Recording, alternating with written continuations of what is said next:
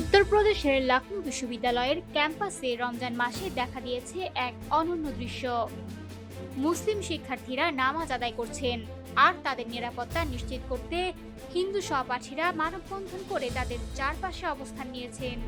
এই দৃশ্য সামাজিক মাধ্যমে দ্রুত ভাইরাল হয়েছে এবং প্রশংসার ঝড় তুলেছে। ঘটনাস্থলটি বিশ্ববিদ্যালয়ের প্রায় ২০০ বছরের পুরনো লাল বড়গাড়ি মসজিদ কমপ্লেক্স। সম্প্রতি বিশ্ববিদ্যালয় প্রশাসন কমপ্লেক্সটিতে তালা লাগিয়ে দেয়। প্রশাসনের দাবি, ভবনটি অত্যন্ত ঝুঁকিপূর্ণ এবং দুর্ঘটনা ঘটার সম্ভাবনা রয়েছে। মসজিদ সঙ্গে থাকা ব্যাংক, ক্লাব ও ক্যান্টিনও বন্ধ করা হয়েছে। বিশেষ করে মসজিদের ভেতরের অংশটি আংশিক নির্মাণাধীন ও জরাজীর্ণ, যা প্রবেশের জন্য নিরাপদ নয় বলে জানানো হয়েছে। এই ঐতিহাসিক ভবনটি 1800 সালে নবাব নাসিরউদ্দিন হায়দার নির্মাণ করেছিলেন। এটি আর্কিওলজিক্যাল সার্ভে অব ইন্ডিয়ার সংরক্ষিত স্থাপনার আওতায় রয়েছে।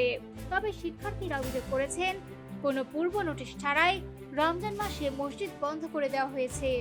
এর ফলে মুসলিম শিক্ষার্থীরা নির্ধারিত সময়ে নামাজ আদায় করতে পারেননি। ক্ষুব্ধ শিক্ষার্থীরা ক্যাম্পাসের বাইরে বিক্ষোভ করেন। বিক্ষোভ চলাকালে নামাজের সময় হলে মুসলিম শিক্ষার্থীরা বাইরে নামাজ আদায় করেন। পুলিশ উপস্থিত থাকায় নামাজে বাধার আশঙ্কা এড়াতে হিন্দু শিক্ষার্থীরা মানববন্ধন করে তাদের পাশে দাঁড়ান। কংগ্রেসের সংখ্যালঘু বিষয়ক বিভাগের চেয়ারম্যান ও রাজ্যসভার সদস্য ইমরান প্রতাপ গড়ি শিক্ষার্থীদের সঙ্গে ভিডিও কলে কথা বলেন এবং মসজিদ অবিলম্বে খুলে দেওয়ার আহ্বান জানান। বিশ্ববিদ্যালয় সূত্র জানায়, বড়গাড়ি কমপ্লেক্সের ভেতরে কিছু অন্যান্য কার্যক্রম চলছিল, যা বিবেচনায় নিয়ে এই সিদ্ধান্ত নেওয়া হয়েছে।